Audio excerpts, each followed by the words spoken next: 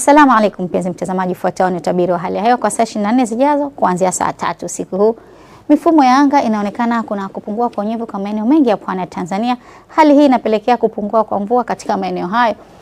Na usiku wa leo kisiwa cha Unguja, Pemba, hali kadhalika mkoa wa Tanga, Dar es Salaam, vile vile Lindi na Mtwara tutatarajia kuwa na hali ya mawingu kiasi.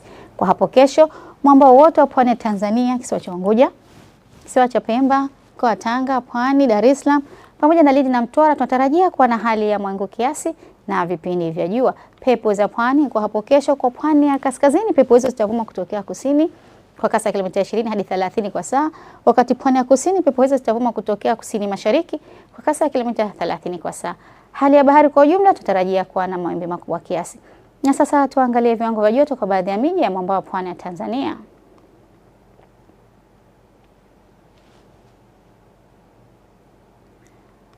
Hadi kufikia hapo ndio mwisho wa utabiri wa hali ya hewa kwa leo. Asante na nakutakia usiku mwema.